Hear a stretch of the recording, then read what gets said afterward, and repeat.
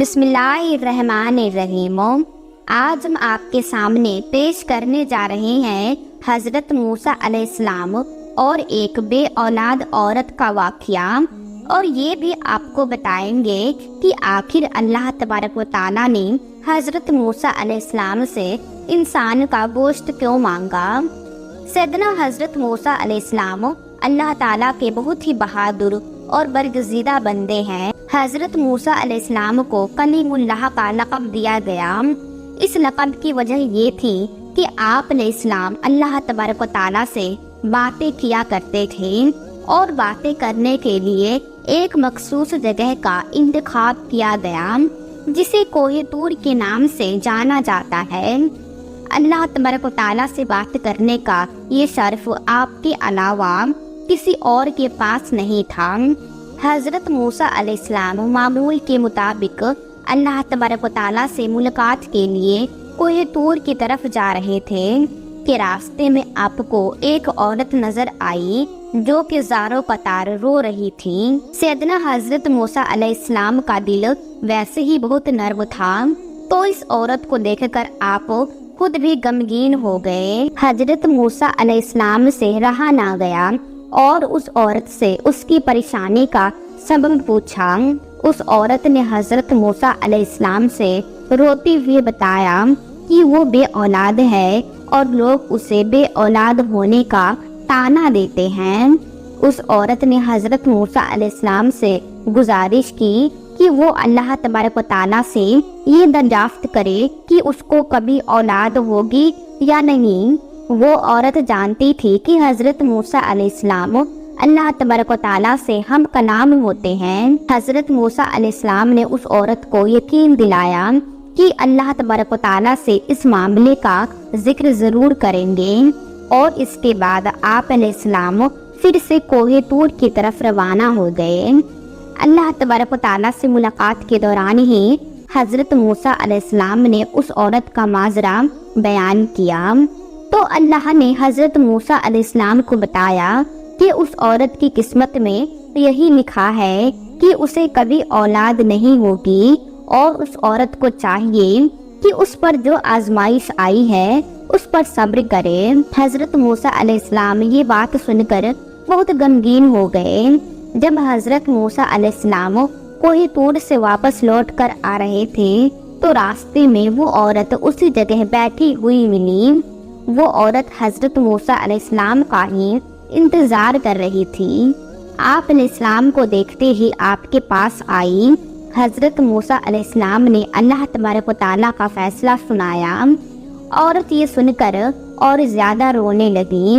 حضرت موسیٰ علیہ السلام نے اس عورت کو تسلی دی اور یہ بھی سمجھایا کہ اللہ تبارک و تعالیٰ کے ہر فیصلے میں بہتری ہوتی ہے، اور یہ بھی کہا کہ تم صبر سے کام لو اور اللہ تبارک و تعالیٰ پہ بھروسہ رکھو۔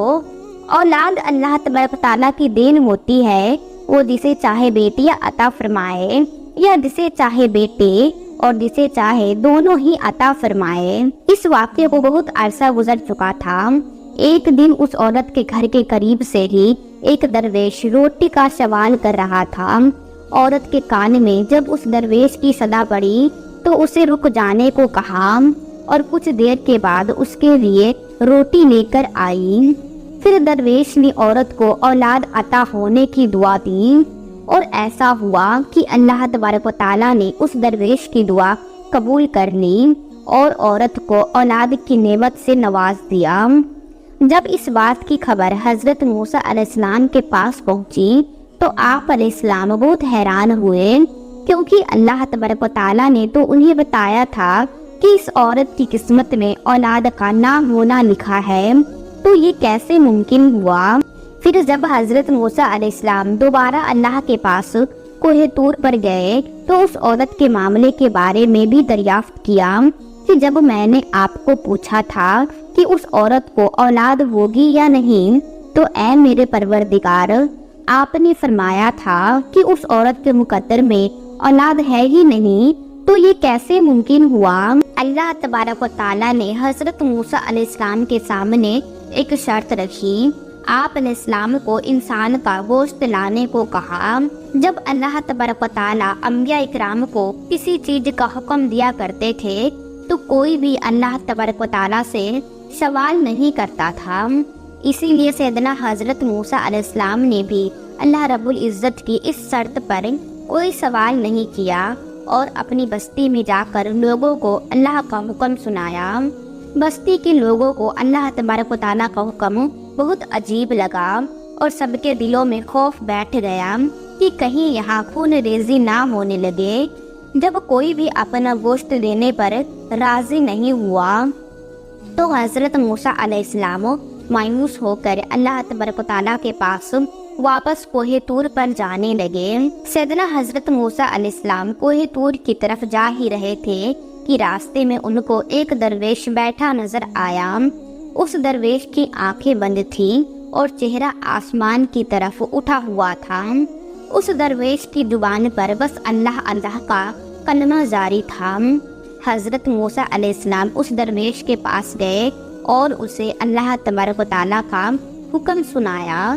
اس درویش نے آنکھیں کھول کر آپ کی طرف دیکھا اور اپنا بازو حضرت موسیٰ علیہ السلام کے آگے کر دیا اور کہا کہ میں حاضر ہوں۔ اس درویش نے حضرت موسیٰ علیہ السلام سے چاقو لی اور اپنے بازو سے گوشت کاٹ کر پلیٹ میں رکھ دیا۔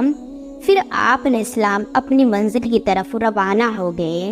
آپ علیہ السلام ابھی کچھ دور ہی گئے تھے کہ اس درویش نے آپ کو پکارا اور کہا کہ ہو سکتا ہے کہ اللہ تبارک و تعالیٰ نے گردن کا گوشت مانگا ہو۔ پھر اس درویش نے اپنے گردن کا گوشت کاٹ کر آپ علیہ السلام کی پلیٹ میں رکھ دیا۔ حضرت موسیٰ علیہ السلام نے پھر سے کوہ طور کی طرف قدم بڑھا دیا۔ اس درویش نے آپ کو پھر سے روک لیا اور کہا کہ ہو سکتا ہے اللہ تبارک و تعالیٰ نے سینے کا گوشت مانگا ہو۔ پھر اس نے اپنے سینے کا بھی گوشت کاٹ کر پلیٹ میں رکھ دیا۔ اس کے بعد اس نے اپنے جسم کے مختلف حصوں کا گوشت کاٹ کر پلیٹ میں رکھا۔ حضرت موسیٰ علیہ السلام نے اس گوشت سے بھری پلیٹ کو کوہ طور پر اللہ تبارک و تعالیٰ کے سامنے پیش کیا۔ اللہ تبارک و تعالیٰ نے حضرت موسیٰ علیہ السلام سے پوچھا کہ یہ گوشت کس سے لائے ہو؟ تو حضرت موسیٰ علیہ السلام نے سارا قصہ بیان کر دیا۔ اللہ تبارک و تعالیٰ نے فرمایا، اے موسیٰ، یہ میرے بندے کا مجھ سے عشق ہے اور اس عشق کی حد تو دیکھو کہ اس نے اپنے تکلیف کا نہیں سوچا بلکہ میری رضا اور خوشی کے خاطر اپنے جسم کا گوشت کاٹ کر تمہارے سامنے رکھ دیا۔ اے موسیٰ، اب مجھے تم خود بتاؤ کہ جو میرا بندہ مجھ سے عشق میں خود سے بھی بے پرواہ ہے کہ جب وہ مجھ سے کوئی سوال کرے تو میں اس کی دعا کیوں نہ قبول کروں گا۔ اے موسیٰ، یہ میرا وہی بندہ ہے جس نے مجھ سے اس عورت کے حوالے سے سوال کیا تھا۔ میرے اس نیک بندے نے ہی اس عورت کے لیے مجھ سے دعا کی تھی، تو بھلا میں کیسے اس کی حاجت پوری نہیں کرتا؟ یہی وجہ ہے کہ میں نے اس کی تقدیر میں لکھے کو پلٹ دیا۔ جو بندے میری خاطر اپنے آپ کو قربان کرنے کے لیے راضی ہو جاتے ہیں تو میں ان کی بات کو کیسے رد کر سکتا ہوں؟ موسیٰ علیہ السلام اللہ کی یہ بات سن کر بہت حیران اور خوش ہوئے۔ اس چھوٹے سے قصے سے ہمیں یہ سبق ملتا ہے کہ اللہ تبارک و تعالیٰ نے جو بھی ہمیں زندگی میں عطا کر رکھا ہے اس کی شکر گزاری کرنی چاہیے اور دوسروں کی مدد میں پیش رہنا چاہیے۔ آپ کو نہیں پتا ہوتا کہ کون سا عمل اللہ تبارک و تعالیٰ کو پسند آ جائے اور آپ کا کام ہو جائے، اور جب بھی اللہ تبارک و تعالیٰ کے لیے قربانی دینے کا موقع ملے تو اپنی جان بھی دینے سے گریز نہ کریں۔ تو پیارے دوستو، آج کے لیے بس اتنا ہی۔ اگر آپ کو ہماری ویڈیو پسند آئی ہو تو ویڈیو کو لائک ضرور کیجیے اور اسی طرح کے مزید اسلامک ویڈیو دیکھنے کے لیے ہمارے چینل کو ضرور سبسکرائب کر لیجیے۔ ہم ملتے ہیں آپ سے پھر کسی نئی ویڈیو کے ساتھ، تب تک کے لیے آپ اپنا خیال رکھیے۔ اللہ حافظ۔